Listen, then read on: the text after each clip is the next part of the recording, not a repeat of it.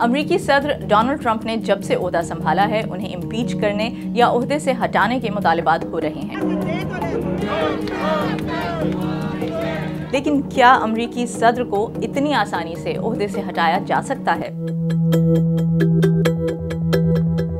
वैसे तो अमरीकी आईन कांग्रेस को ये इख्तियार देता है कि वो सदर का मुआखजा करके या उन्हें इम्पीच करके ओहदे से हटा दे।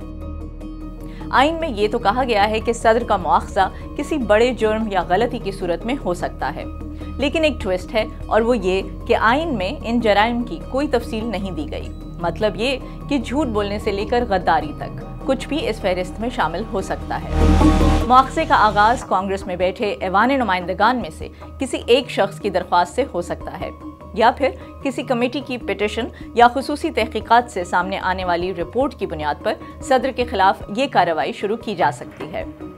ऐवान नुमाइंदगान में इल्जामात की फहरिस्त तैयार की जाती है। सेनेट की जुडिशरी कमेटी इन इल्जामात पर तहकीक करती है। कमेटी मुआखजे के हक में फैसला करे तो इसका मतलब है कि फर्द जुर्म आयद हो गई और अब सदर के खिलाफ मुकदमा चलेगा। इस मुकदमे की सरबराही सुप्रीम कोर्ट के चीफ जस्टिस करते हैं। सदर को अपने दिफा का पूरा मौका मिलता है। दलाइल मुकम्मल होने के बाद सेनेट के अरकान हर इल्ज़ाम पर अलग अलग वोट करते हैं ताकि ये बता सकें कि उनकी नज़र में ये इल्ज़ाम साबित हुआ या नहीं। इल्ज़ाम साबित हो जाए तो सदर को सख्त तरीन सज़ा के तौर पर ओहदे से हटाया भी जा सकता है और नायब सदर उनकी जगह ले लेता है। अब तक अमेरिका के 3 सदूर के खिलाफ मुआखजे की कार्रवाई हो चुकी है। एंड्रू जॉनसन और बिल क्लिंटन को ओहदे से हटाया नहीं गया था, लेकिन रिचर्ड निक्सन, जिनकी बरतरफी तकरीबन यकीनी थी, उन्होंने इस अमल के मुकम्मल होने से पहले ही इस्तीफा दे दिया था।